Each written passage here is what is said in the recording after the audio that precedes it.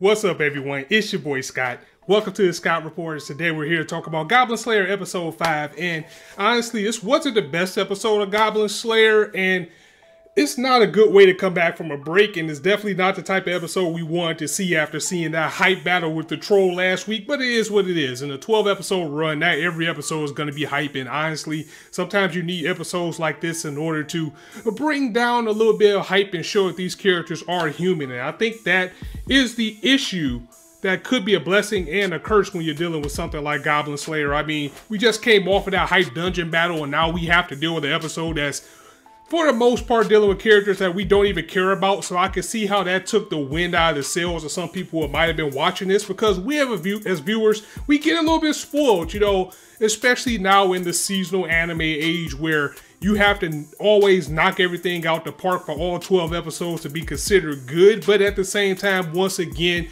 even though I don't feel this was the best episode and I kind of felt it was a little bit unnecessary, at the same time, when you're dealing with a series that's so, you know, in a lack of better words, a series that is so one-dimensional as far as Goblin Slayer, even though that's slowly starting to change, you need some downtime. You need to show that these characters have lives like everybody else, and even though now it's really out there on the table that this is just a tale being told by these guys or, you know, D&D players, you still gotta have some downtime to show these characters are human and just like to have fun, and they have day-to-day life things that they have to worry about too, because being an adventurer is actually a job. So once again, it was good to show that there is way more to this series than just the title, which is killing goblins, because we know that's all Goblin Slayer cares about. But I think the biggest thing to take from this episode is that Goblin Slayer is beginning to build a little bit of a harem. I mean, he doesn't exactly have game, but it's something about, you know, that dark brooding side of him that's generating all of the ladies. So it looks like if he plays his cards right, he actually might be something else of a Slayer, if you know what I mean, if he plays his cards right. But hey, and it also shows that Goblin Slayer, he also had a good time with the other adventurers as well. Like when he saw the elf, the lizard man who wanted that cheese, and he saw the dwarf again, you know, they was about to ask him to come with them, and he was kind of like, he was talking to a cowgirl, and she was like, so it seems like you kind of want to see these guys again. And in his own little way, he didn't disagree with it. You know, he's just like a really awkward type of person, but it was kind of like, you know, I wouldn't be mad if I saw them again.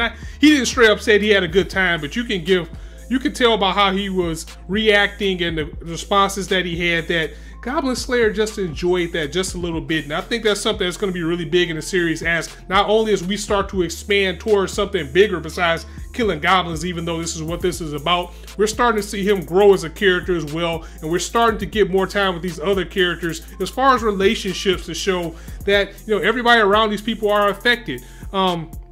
We got to see the day in the life with the guild master and the type of things that she goes through, but a majority of this episode was about two adventures that we saw way back in episode 1, and I don't really remember them that much, but I do know they did give Goblin Slayer a hard time, and they wanted to apologize for that because we had like I believe she was a mage, and she's not a mage or a priestess. I really can't tell which one is which in this series. And we had like a young warrior, and they went to this cave and they were fighting some rats, and they got the hell out of there before they learned the lesson that the first group of adventurers learned. But he left his sword, so a majority of the episode was basically him, you know, trying to borrow a sword from someone, but everybody was so much of a higher level that they're like, hey, if we even had a spare to give you, it'd be too strong of a weapon for you to use.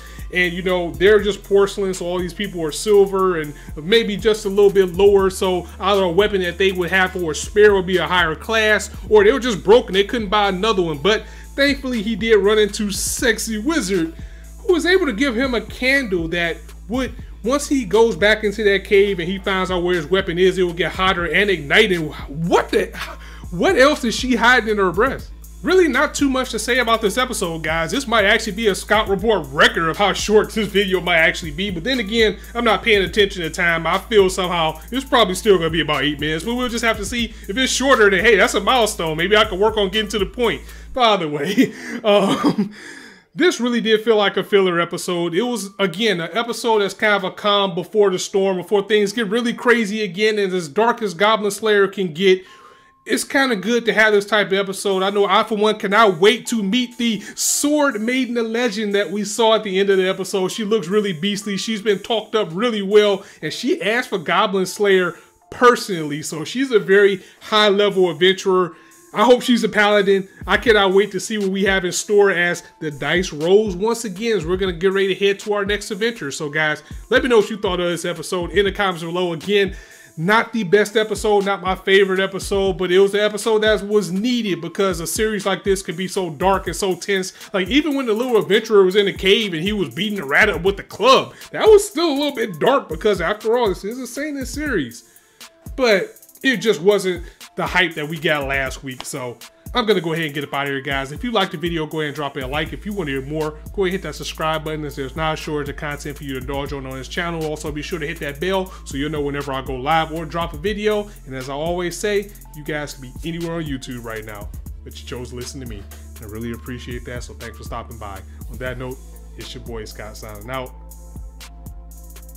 See you soon.